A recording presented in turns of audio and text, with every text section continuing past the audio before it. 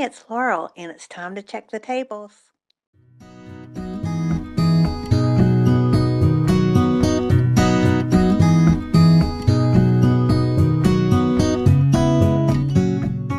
Hey, everybody, it's Laurel and Mavis from the North Raleigh Seed Library.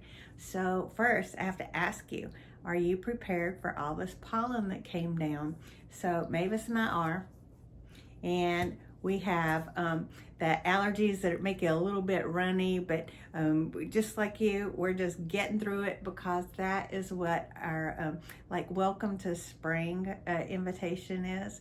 It's like, I don't know, I guess it's for people that get really, really busy and don't see things blooming. The little gentle showers of yellow remind you spring's here. So anyway, I'm ready for it. My yard is just starting to pop, and I know yours is too. And we're going to be talking today to one of our members. It's Lara. And Maria and Eric Johnson have been a huge, huge part since the beginning of the Seed Library. They initially came in the beginning and brought just loads and loads of extra stuff that they had in their garden to share with us. And honestly, they were really instrumental in keeping people excited about what was new and coming to our seed library. So I'm so glad she's going to be able to do this with us. So Mavis has taken a bit of a snooze, which is just fine by me. And also, Mike loaned me his phone again to call Maria. And so I learned this the earphones, they're being delivered tomorrow. Well, not earphones, microphone. And I learned the difference between low tech and high tech. This is high tech. This is low tech. So today we're going to be on a low tech call with Maria. And also, we will have these seeds on Friday in the box for everybody to take. These are the seeds that she's going to talk about, so I won't jump ahead, but I'm really, really excited about it. So she is like, she knows so much about gardening. She has taught me so much. She has shared so much with me, but she has these tips that are pretty incredible. And if you ever get a chance to go to Eric and Maria's garden, you should definitely jump on that because it's like a botanical garden. They have so many varieties. They've done so much. I mean, just incredible things with their yard. And they mix their vegetables and their flowers. It is unbelievably beautiful, and it's just a joy every time you go over there because there's something new always blooming. You're never going to get bored. And I'm going to ask her to talk about this combination that she put together that was stellar. I mean, I so want to copy it, except there's too much work involved, and I'm kind of a lazy gardener. So anyway, and I want to tell you what happened the other day. So the first time that I did this video, again, don't know what I'm doing.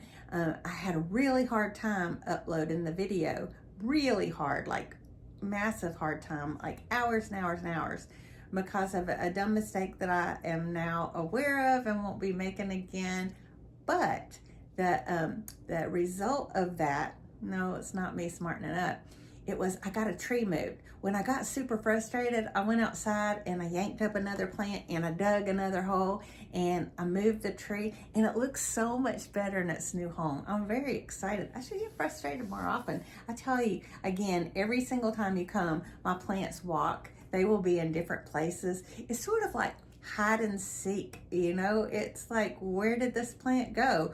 And sometimes it's off the, well, more than not, it's off the property. So I just get excited about change. And plus too, if I need to get out there and work and get some frustration out, or I just need to move, right? So I did a knee replacement not that long ago, and just moving just makes everything feel better, makes me feel better. So anyway, if you're having a down day, go dig up a plant. Honestly, it really does wonders, not for the plant. But anyway, we're getting ready to call Maria in just a second. Oh, I have to tell you one more thing. This morning over here, I completely lost my mind because I found some ants. and I've already put the ant stuff out. And just for the record, ants are pollinators, and I'm aware of that. But I have nothing in this house that needs to be pollinated, nothing. So they can go back to where they need to go.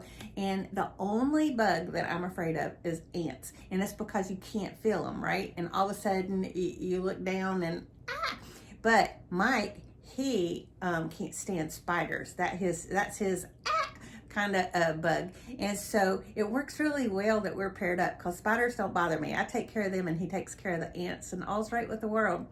Again, Mavis, she doesn't do anything. She lives here rent free. But all right, so we're gonna call Maria in just a few minutes. She asked me to wait. And remember when I couldn't wait with Marilyn? I'm gonna do my best to wait, but it's probably not gonna happen. Check you in a minute. Okay, you guys ready? Let's call Maria Lara. And again, she's on our Facebook group, and she knows all things plants and all things veggies. So here goes.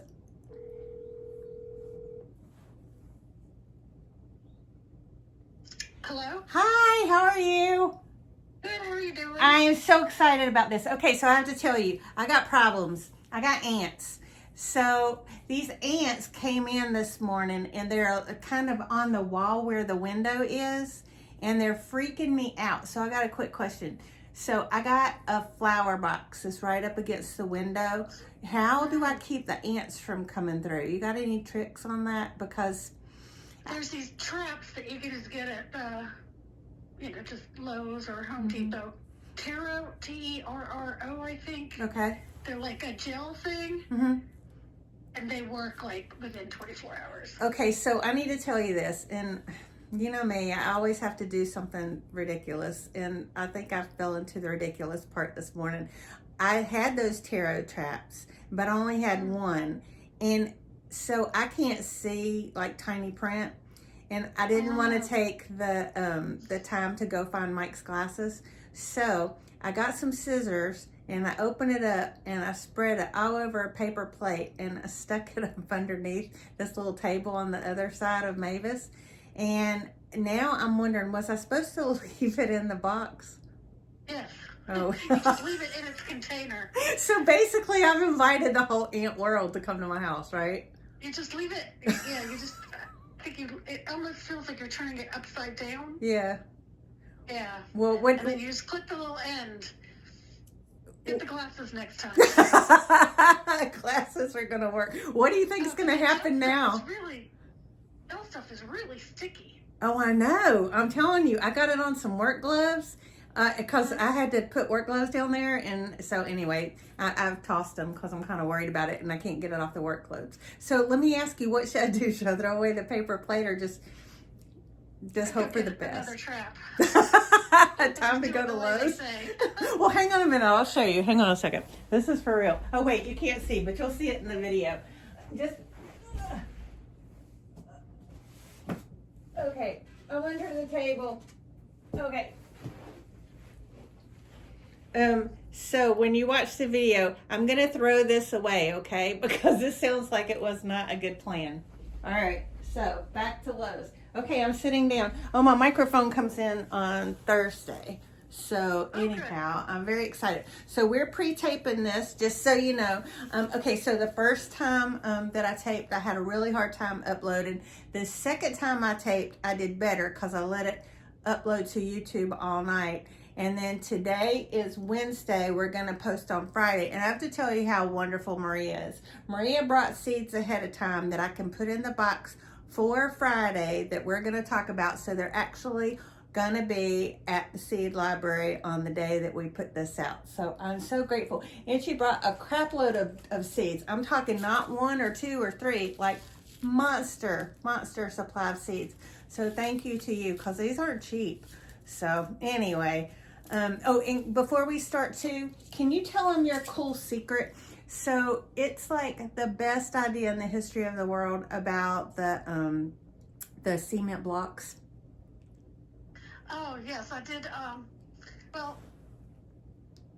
We took cinder blocks and made. Well, I originally saw the idea at the old Logans. They had almost in their parking lot. They had some raised beds that made out of cinder blocks. So then you end up with the outside being able to plant in the pockets. So you can plant, I thought I was going to plant strawberries in the pockets, but they got eaten.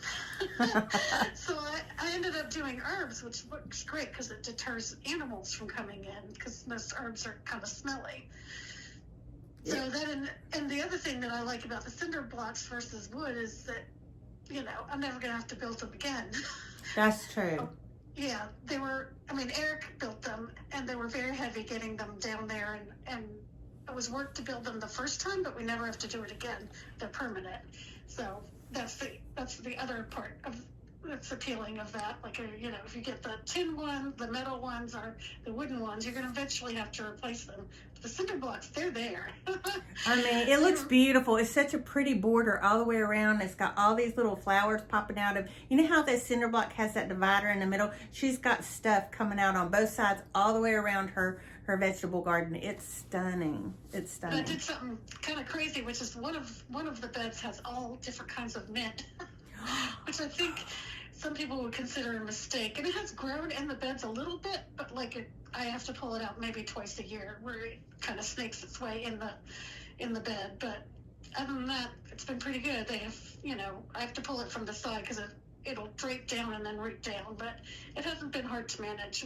You know, people warn you about mint, you know. I love that you did that, because I've been reading a whole bunch about companion plants, and they say that mint's a good companion plant for roses because it pulls the bad bugs over there instead of the putting them on your roses. So I'm wondering if it wouldn't do the same thing for veggies. Yeah, and I think it deters the deer, it deters the rabbits. I've got like a lot of chives, and I'll plant bunching onions around it. I've got thyme, oregano, like all the herbs, sage, all around it. And so that, I think, deters them from wanting to get into beds. I love that idea. Okay, I also have it netted off, because otherwise the deer would eat them. The herbs wouldn't work if it wasn't also netted. Well, I know I talk a ton, and I'm going to be quiet. I'm going to try really, really hard, but you know me, that's probably not going to happen. So on your seeds, I'm going to hold up your packets when you're talking about them. So which one do you want to talk about first?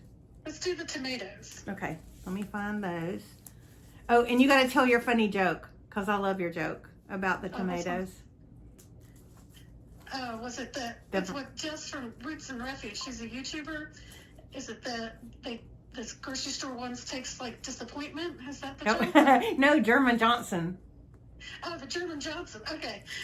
Yes, I've always grown German Johnsons because Eric's mom is German, and he's a Johnson. So, like, I did that for the kids when we were growing up. And I just always grow at least a few German Johnsons, but they're in there. And the seeds I brought are older seeds, but they've been stored properly. And I think a misconception that a lot of people have is that, you know, when the seed packets have a sell-by date on the usually it's in kind of small print, but they have a sell-by date, and people think that the sell-by date is an expiration date, and it is not. If you store your seeds in a cool, dark, unhumid place, then they should last for years, certain ones. Oh. Like, there's certain seeds that don't last. Onion seeds, carrot seeds, they don't last as long. Mm-hmm. Spinach is a little shorter lived, but tomato seeds can be viable for many years. Oh. Actually, the owner of M.I. Gardner found some seed that I don't know how old this seed was, maybe like 50 years old, and he managed to germinate. It was an extinct tomato that he brought back into commercial, like he's selling it now. So he grew it slowly and built up his seed population so he could sell that seed, a tomato that would have become extinct. Oh my word, 50 years. Yeah, so the germination rate will be lower, so you might want to put a few more seeds in each section of your that you're planting in, but like you might want to put 2 to 3 seeds rather than 1 in case they don't germinate, but usually they're fine. Like peppers and tomatoes and stuff, eggplant, I keep for years, and they do fine. Well, what about this Hungarian heart? Well, the 3 tomatoes I did bring are very different. So the Hungarian heart is a paste tomato, like a cooking canning one. Mm-hmm. And the German Johnson would be like a slicer that you would put like on a BLT or like make a tomato salad with, or, you know, just on a burger or whatever. And then the green zebra is more of a specialty tomato. It's actually green and a little bit stripy when it's done. And the way you know that it's ripe is it's a little bit like you'll touch it and it'll be soft. Oh. Because it's not going to turn red. You know, typically with your tomatoes, they're green and then they turn red when they're ripe. But with green tomatoes, you can usually tell they turn maybe a little bit yellowish and they're soft to the touch. But the reason I grow this green zebra is that when the kids were little, like I think they were like in middle school or whatever, we would go to the Durham Farmers Market, and I wasn't growing as much then. I would grow some things, but not as much. I just didn't have time. And we did a taste test once, a blind taste test of the different tomatoes we bought. And I was really surprised that that was my favorite. Oh, the blind taste test. It's a little bit, I would say maybe a little sour, a little more tart. But anyways, that ended up being my favorite. So that's why I grow that one a lot. Hey, what does this mean on the Hungarian heart tomato? It says true to type. Do you know what true to type means? It means probably, I'm thinking it means you can save the seeds. Oh. So, like, with seeds, there's F1 hybrids, and F1 hybrids have been usually hybridized for, like, vigor or disease resistance, but they're generally sort of newly developed seeds. So if you save the seeds from an F1 hybrid, you might get some of the parent traits of that particular, whatever it is, a tomato, a pepper, come through, rather than, so it's not guaranteed you're going to get Hungarian, you know, like that particular tomato. So sun golds are like that. If you save, they're an F1, and that's a very popular tomato, like a little orange cherry tomato people like to grow. If you save the seeds, it's not guaranteed you're going to get a sun gold. Oh. You could get one of the parents, or, yeah.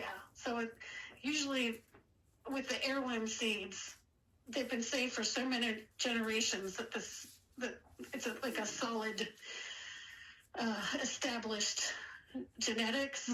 So if you save the seeds, you will get the same tomato. Oh.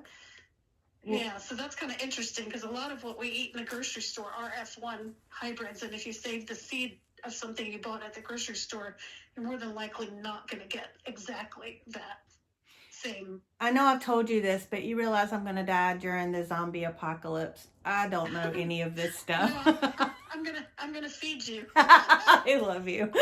Honest to gosh. Oh, man. All right, so. I might go into shock, but. My body's like, no, it's not junk food. So, all right, which one do you want to do now? We got peppers. Okay. The bunching onions, I'm not sure if those are going to germinate really well, but what I like about bunching onions is you can grow them through the whole year. Like you can grow them in the winter, you can grow them in the summer, and I usually just keep sowing them. And what you can do is grow them kind of close together, like in a cluster. Okay. And typically I just use them for green onions. So I'll grow them, I'll cut them, they'll grow back, I'll cut them again. I pretty much do that until the plant's exhausted, and then I keep planting more. Okay. So I kind of succession plant those through the year, and they're basically like the spring onions you buy at the grocery store. So what does this say on here? It says 100% non-GMO. What's that about? Because I don't really know. Okay, so most seed packets say that because people are terrified of GMO seeds, right? And why they're terrified is because they'll cross weird stuff. Like they'll cross like a flower with a tomato to try to make it purple, right? To get a purple tomato. So they do these weird crosses, and that's why people are really scared of them. And they're genetically modified where, like in labs, rather than, it's like when I'm talking about F1 hybrids, it's because vegetables naturally hybridize. Like if you have your vegetables growing out in an open garden where you have a mix of different things, the bees will cross-pollinate everything for you. Basically, when you have an F1, it's just a man-made version of what nature would normally do. And GMOs are not that. Oh. They're more laboratory kind of productions, you know? So it's not something that would happen naturally in nature. Okay. So people don't like that. But here's the catch. It's like they put this in big letters to make it seem like this is a better seed than the other seeds. And basically, GMOs aren't sold to the public. Oh. They sold one tomato a few years ago, and I think I've heard that Baker Creek sold one by accident. But anyways, typically GMOs are not. They're just not sold as seeds to the public. They're mostly sold to like farms for production, for agriculture production. So most there's a maybe 1% chance that any seed you buy through a mail order catalog or at a nursery is going to be a GMO. They're just not really out there yet. It doesn't mean they won't be next year or the year after, but right now you're pretty safe. But people put that because I think just people are nervous. I got you. But really GMO in the seeds that people are buying at the store, it's not really a concern.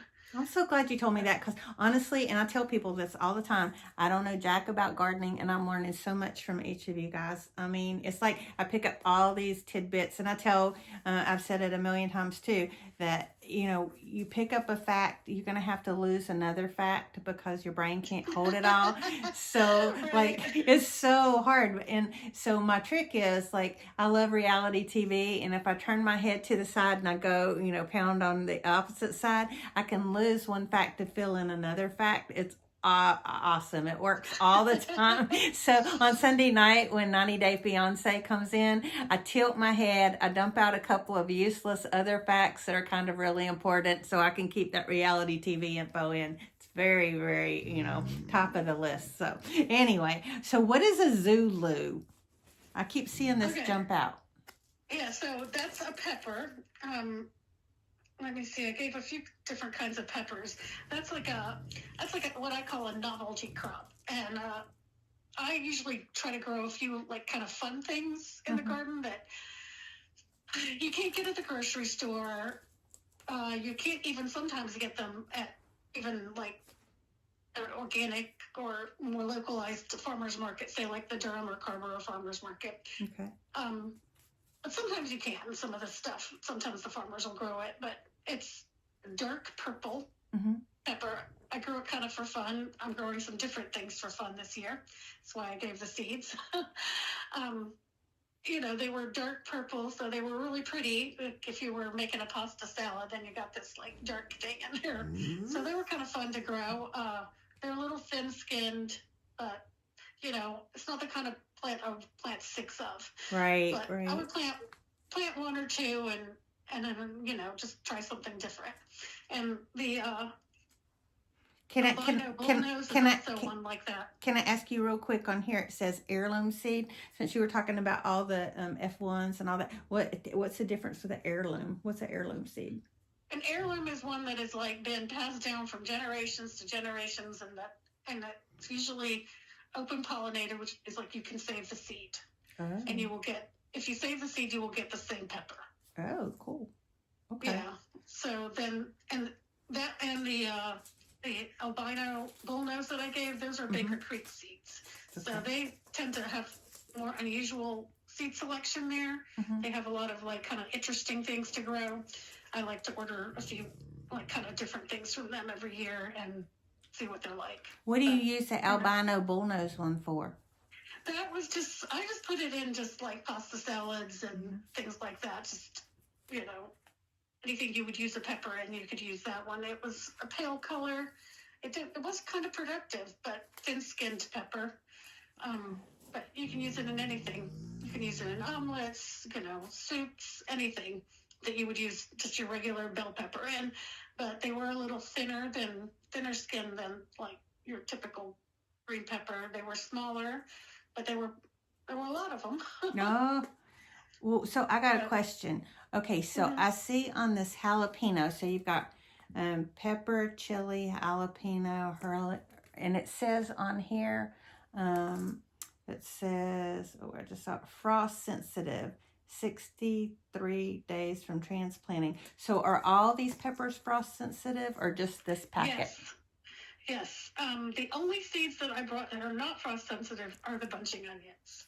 Tomatoes are frost sensitive, peppers are frost sensitive, eggplants are frost sensitive. Okay. So those are your summer vegetables. Like right now, what I have growing in my garden are cool weather crops, which is spinach, lettuce, broccoli, cabbages, kales, collards. And collards you can grow through the summer here, but it's not worth it because there's too many bugs.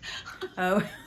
As long as they're not ants. It's the cabbage moths that lay their eggs on the brassicas. Mm-hmm. Brassicas would be anything kale, broccoli, collard, cabbage, and they lay their eggs, and then you get the little caterpillars that eat them, and you have to spray them constantly, or you're just fighting a battle. So I like to grow those things in the cool season when the cabbage moths are not here. Okay, so cabbage moth. What do you spray with? Can I ask?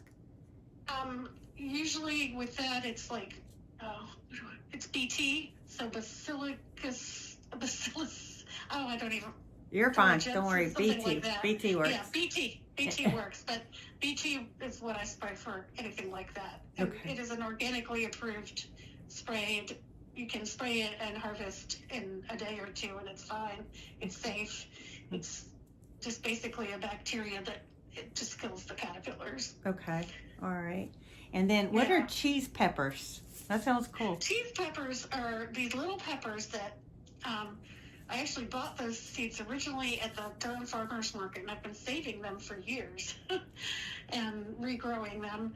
And when I originally had them, they were multicolored when they were mature. Uh-huh. But somehow I ended up getting to a point where they're like a dark color when they're like a dark purplish color when they're mature, because the other ones, like, I must not have saved those seeds. And anyways, they're a small pepper. Like, you could stuff it and bake it as an appetizer, or you can use it in other ways. But it's highly productive is why I grow them. And they're early, just like the jalapenos I dropped off are early jalapenos.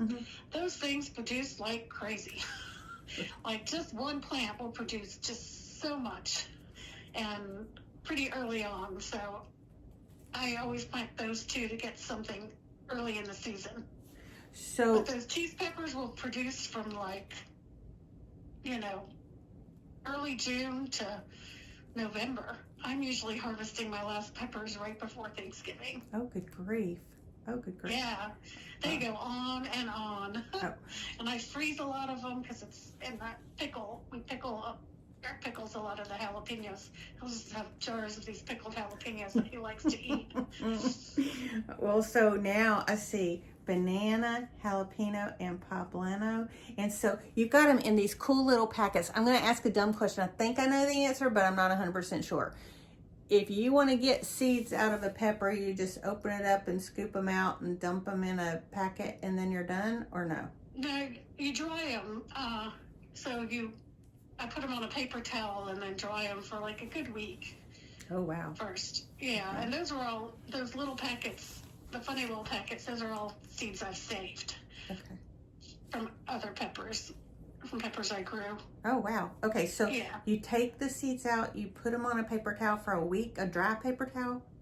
Yeah, just let them dry really well before you put them in those are in those little plastic sleeves. I've actually think the paper ones are better. Like, there's some ones that look like a brown bag that you'd send the kids with their lunch to school with when we were kids. I remember. Yeah, so those I think are better because I feel like they stay drier.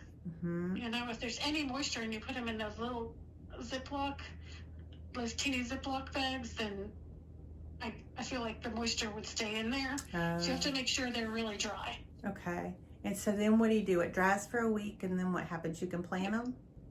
Then you can, usually what you do is you save them for the next season. Okay. Yeah, because peppers take a really long time to grow. Like, I think you could grow them now and get a late production if you started these seeds now, like, especially with the fast growing ones like the cheese and the jalapeno. But I usually start my peppers and eggplants about 8 weeks before the last frost date, which for us is April 15th Okay. here in Raleigh. So it's like mid-February is when I start my peppers and eggplants. Do you just like put them straight into the ground, or do you put them back in those little? No, because they are frost sensitive, and it's basically to get a bigger yield, So they start producing earlier, but then you start them that early. But I start them inside under lights. It was the best investment I ever made. Is I bought, just one of those metal racks and the cheap LED lights. They're not specifically grow lights. I think they're shop lights. Oh, cool. And I bought them 5 years ago, and I have those things going a good part of the year. I think they take a break for maybe like a month in the summer, and maybe like from November to January, they take a break. But other than that, I have those things on all the time. I'm always growing something. Is it easier to grow like that, or easier to grow on the ground, like with watering and taking care of it? Well, you have to baby your seedlings, and the way I do it is I start with, I use the plastic little 6-packs, Mm-hmm. Some people like to use soil blocks, which I'd love to try. I just haven't tried it yet. I think I would probably like that a lot, but I use a good seed starting mix, and then you read the directions on the package, because different seeds have to be planted at different depths, and some need light to germinate, some need dark to germinate. So luckily now with AI, you can look it up really fast. Yeah, it's nice, because sometimes I forget, like I've grown this plant, but I forgot, this needs light to germinate, so you don't want to bury it. You just want to press it into the soil. But most peppers and tomatoes, you bury them a little bit. But I think the general rule of thumb is usually twice the size. You bury it twice the depth of the size of the seed. Oh, that's pretty good. Yeah. That's a good way to do it. And what I do is I put vermiculite on the top. And even if it's a seed that needs light, I put vermiculite, a step on the top when I'm done. And that keeps kind of the algae and stuff from growing, and keeps it moist too. Oh, and then I do a dome until it germinates. Take the dome off once it germinates. Don't leave it on too long, because you will still have algae problems. Right. Which I made that mistake this year, because I had a tray that had some things that germinated really quickly and others didn't, and I left it on too long and I got some algae in there. So it doesn't prevent it 100%, but the vermiculite really helps. So does that mean once algae's on there, you have to throw them away, or can you repair it? No, I think your best strategy at that point is to scrape it off and then transplant them into a new container. Oh, that's good. So you haven't lost everything. That's really good. No, you don't have to lose it. I didn't lose those plants. And if they're ready to go out, you can go ahead and put them out. But okay. So in January, I usually start my winter, spring vegetables, and that would be like spinach and kales, and dill is a cool season. And I also start cool season flowers. And so there's cool season vegetables and there's warm season vegetables. So the warm season vegetables go in after frost, and you can put them straight in the ground, or you still need to start them in packs? Most of the things I start in packs. Tomatoes, peppers, eggplants, I like to start ahead of time. Okay. They're slow to grow. They're slow to get going. You can plant your zucchinis and cucumbers and peas directly. Mm-hmm. You can, and beans. There's a lot of things you can plant directly. I have a problem with this year. I don't have such a problem because it's been so dry. We don't have that many slugs, but I tend to have a lot of slug issues, and so if I plant seeds, they just get eaten. So what do you do about your slugs? Because I got slugs too. There's Sluggo. Sluggo. And there's Sluggo Plus. Okay. I think that's the best. It's an organic treatment. I think it's iron oxide. Is that what it is? I think that's what the main ingredients is. It's not harmful. You just sprinkle that around the plant. So if I know something is really susceptible to the slugs, I will sprinkle some of that around when I plant it, just to give it that. Because when you plant it, the first few days are the most vulnerable. Okay. Well, so if I put out Sluggo, is it safe for my dog? Do you know? I I think it is, but you better look it up. Check it out. Okay, that sounds good because I really have so much trouble with it, and because it's sort of moist around here in the shady areas, and I didn't know what to do. So, and I'm scared of chemicals with Mavis. So anyway. Right. So okay. Yeah. So, I don't think it would be harmful for her, but you can just double check. Ask AI. All right. So now this is a cool one. It says Spanish Padron tapas. Padron. Yes, Padron. So what that is that was something I used to buy at the Durham Farmers Market. I love them. They're so delicious. And if you go to a tapas place like a Spanish restaurant that serves tapas, a lot of times they'll offer those, right? Oh. And you can't get them at any grocery stores. The only place I've ever seen them is in the Durham Market. Now, I stopped growing those. That's why I gave the seed. Why'd you stop growing them? They're delicious. Mm-hmm. But as I've gotten older, I cannot eat hot stuff. Oh, got you. And they're funny because it's like earlier in the season, they're not so hot. And if they get irrigated a lot, they're not too bad. But at the end of the season, by like September, those things are blasting hot. Oh, my word. I can't take it. And the other thing is that they're unpredictable. Like some are hot and some are not. So you don't know what you're putting in your mouth. Oh my gosh. And so someone who loves hot stuff, this is the way to go. What? Yes, and they're delicious. So you take an iron skillet and you saute them, like blister them with some olive oil and some good salt, and then some bread to wipe up the olive oil that's left in the pan. They're outstanding. They're like an appetizer pepper. Oh. Well, yeah. Have you ever gone to Anger, to the ice cream place there? It's on Food Network every now and again, but they have a hot pepper ice cream, and you have to sign a waiver that says that you won't sue them if you die. So it's like, it's like the hottest pepper ice cream you can eat. What is the hottest pepper? What's the hottest pepper you know of? Ghost pepper, or is there a hotter pepper? The Carolina Reaper is supposed to be pretty bad. Oh my gosh. Have you ever tried it or no? No. No. Yeah, habaneros, that kind of thing. I can barely deal with a jalapeno. Yeah. What about this one? You've got one more here. It's banana pepper. Yes, those are they can be sweet, they can be hot. I don't know whether those are sweet or hot ones. I didn't label them, did I? No, but it's fine. It says it's from hang on a second. Let's see. It's from 9/14/23, and you said not to worry about older seeds, that they'll last for a long time.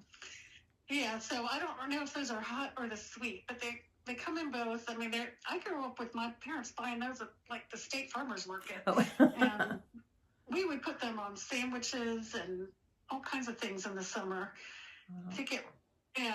We would buy them at the farmers market. That's like a kind of North Carolina. I don't know if it's really just a North Carolina thing, but it's just something that was grown a lot here. Well, like you go get your butter beans and your peppers. Have you been to the farmers market lately? We went once, and it was, I think because Logan's is there. We went to Logan's, and it was a little too wintry the last time we went. It was not. Things, a few of the things were open, but not much. But I think it's probably about to, kick off. Get really going now. I would think. They must be pretty busy now. Well, right now I've already screwed up. I've already bought summer stuff that I shouldn't have bought. I bought two. I know, I can't help myself. And so I put them out, and I covered them up with plastic bags to make like the black plastic heavy duty ones, to make like a little greenhouse. It was not a good move, but I just had to see something, right? I just so the impulse is just screaming to go buy my annuals, and I know better. So you can buy them, just don't plant them. Just put them in the garage and in the house. Oh, the nights when it's under 50, I think. A lot of this summer stuff really doesn't even like it under 50 at night. Yeah. That's true. Yeah. I'll tell you. Yeah, my self-control is low at this point. Really, really low. I've got to do better. So, Yeah, no, that's okay. Like I started my tomatoes and they've been out in my green. Like I just have a, just I call it disposable greenhouse. It's just one of those cheap ones. yeah. And they've been great in there for a while, but I brought them in the last 2 nights. Right. Yeah, it was in the 30s and they do not like that. So we are in and out with those. So unless you want to do the in and out work, I gotta just sell. wait a few more weeks. Oh, it's so hard. So you think April 15th I can start putting stuff out? Everybody says tax And you day. can start looking at, I think you can start looking at the weather report by like probably April 5th. And it gives you kind of a range. It can still get cold after April 15th, but it's just less likely. And I think if you have things, if things are in the ground, they stay a little warmer than if they're still in pots. And you can always just cover something with a old sheet. Yeah. Yeah, the sheets work great. Like this winter, when it was so bad, and I covered like the things that I've covered my raised beds each with the sheet, and everything lived.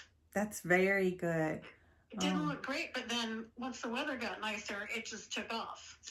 So I had like spinach and broccoli, and it all lived through this winter just covering it with a sheet a couple of times in the winter. Oh, okay, so I got a quick question. I know I joke about the zombie apocalypse and all this crazy stuff but you really do eat from your garden. How much do you think that saves you? I don't know. And I would say that the first year you have your garden, it doesn't save you much because you spend on, tons of cinder blocks and soil and, protective netting, because if you don't even bother gardening if you're not going to protect from the deer. You have to build some kind of structure that protects from the deer.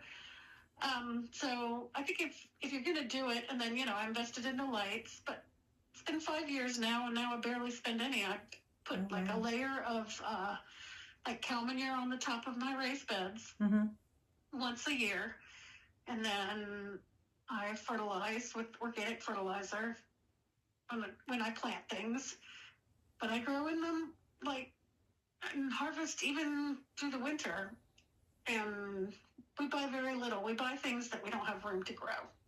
So like watermelons, corn, cantaloupes. I don't have a lot of room for that kind of thing, but I haven't bought lettuce in 5 years. Oh my word. I haven't bought spinach in 5 years. Arugula, we eat seasonally. And then I do freeze. I freeze a lot. I've already started putting food up for next winter. Oh my God. Well, so I know you have, I've already bragged on an earlier video that'll go in front of this one about how beautiful your yard is and how much variety you have. But so for the actual area, if you were to put it together for just vegetables, how much space do you think you have? So like if it could, and the reason I'm asking, if somebody has a really small lot, how much space could it take to actually eat from your yard? Much less than people would think. Now, if you do it like we do, where we just, one thing I do is I focus on the crops that are expensive to buy. So, or that are perishable and would go bad if you buy them if you don't use them really quickly. So that would be like lettuce and stuff. But also like nice lettuces are expensive. Tomatoes are really expensive if you want to buy nice heirloom tomatoes. I mean, you can pay like $3 for one tomato when it's gone in one sitting. So I focus on stuff like that. Now, the other thing I would say for anyone growing in a small space is not to forget to go vertical. Get some cattle panel if you can get that transported to your house, because that's not easy. If you can get some cattle panel arches or any kind of trellising that you can build, you can grow up, and then that really makes your space go further. So you can grow cucumbers up, you can grow squash up, you can grow your tomatoes up. You need support for your tomatoes. But beans, if you grow pole beans, oh my gosh, we had one cattle panel arc of pole beans last year. We ate so many pole beans. It was crazy. Yeah, so if you can grow anything up, you just multiply your space. And the other thing that I think is really important that I learned from Charles Dowding, he's a YouTuber in England, And it's to always have plants ready to, like, so succession plants, always have a plant ready to replace a plant. Oh. So if you, say, grew some carrots and you're harvesting, you have starts already ready to go in, and then you could grow just a ton of food. And your soil's never bare. Mm-hmm. I don't cover crop because what I cover crop with is other vegetables. Like, so as soon as, like, say my beets come up, I'm going to plant okra there. Oh. Or, yeah, so I just continually have plants ready to go and take the space of what's coming up. That's the day a I great harvest, tip. the next day I plant. And so that way you can grow a ton of food in a small, and we don't have just one big vegetable garden. I have vegetable areas. Mm-hmm. So I have 4 raised beds, and then I have 2 grow bag areas. I have an in-ground area, and then I grow a ton on my deck in pots. And so I'm maximizing everything, you know? Mm-hmm. Mm-hmm. One thing you can also do is if, say, your HOA doesn't let you grow a vegetable garden in the front yard, but you have a lot of sun, Mm-hmm. you can grow lettuce and kale because it's pretty. Oh, I have been to your yard, and I love it when it bolts, and it's gorgeous. It's beautiful. Right. Yeah, well, and if you let it, like I let my giant red mustards bolt and reseed themselves each year, Mm-hmm. and like I'll let my red Russian kale do that, and it's zero work then because it just reseeds itself, and they tend to grow better. You know, it's just like you're reseeding, like when your flowers reseed in your yard, those are your strongest plants because they tend to grow where they want to grow. Well, I tell you, I don't know if I told you yet that Zainab, she's the one that does the scavenger hunt each year for us.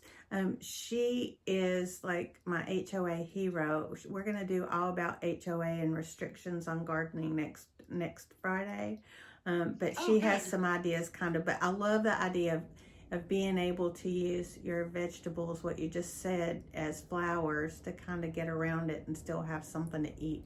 I like that a lot. Like I grow a lot of kale in containers. It's like a filler, and you know, it's like blue leaves, or you can grow the really dark purple leaves. It's pretty. It's beautiful. So if you had to pick any vegetable, it's the last vegetable that you could have planted in your, or the only vegetable you could have planted in your yard, what's your choice? Oh, that is a no-brainer. Tomatoes. Got it. Well, I tell you, I did not understand all the F1 and the heirloom and all that stuff. Thanks for breaking that down. I appreciate it because you made it easy to understand. I know a lot of other people, especially the newer gardeners or the people that just do flowers, that was really good for them because it's just something that, I don't know, I get tunnel vision when it comes to doing gardening. I like what I like and I just go for that. But there's so much more to know. And I was watching YouTube the other night, and honestly, I was the worst student in school. You know, I was the one that got in trouble for talking too much, passing notes, not sitting in my seat, that whole thing. So I must have been doing all that, you know, during the science class where they talked about how to take, what is it called?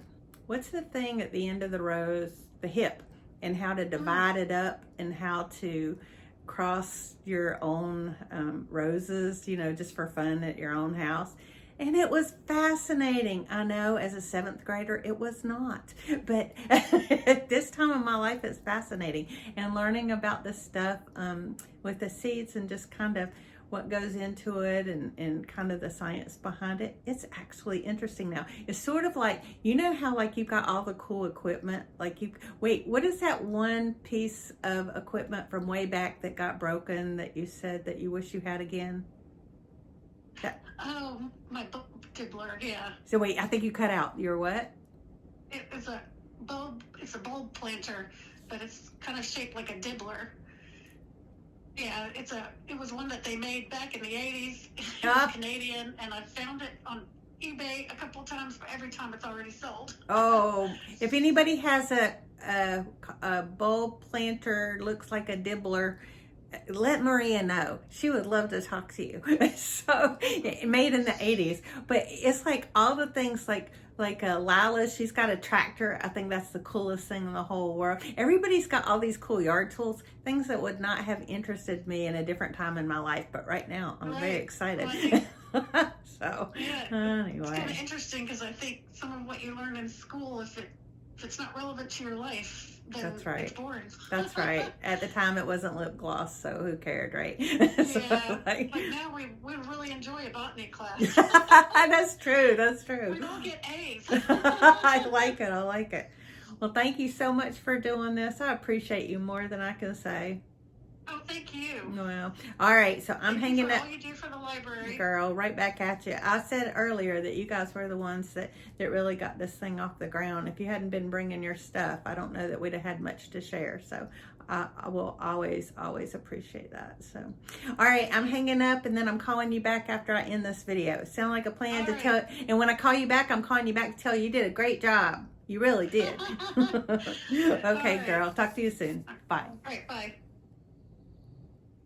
You guys are so stinking smart. We have so much talent in this group, and we have so much knowledge. We have so much experience. Please, if you would like to do a phone call with me, let me know. Again, what we're doing these phone calls around are what's at the table that week, and I can send you a picture of what we have or what's in the seed box, or if you want to bring something and talk about it and then leave it at the library, we can do that for sure. But it's just all these tips and tricks. I'm telling you, the cinder blocks, you've never seen anything look so good in your life. And just the information, it's important. It helps all of us. So anyway, I hope you have a great rest of your week, or I guess now, if it's showing on Friday, your weekend. And I'm looking forward to seeing you. I've got my open garden from 1 to 3 on Saturday. It's going to be cold, and the open garden I'm doing is a before and after.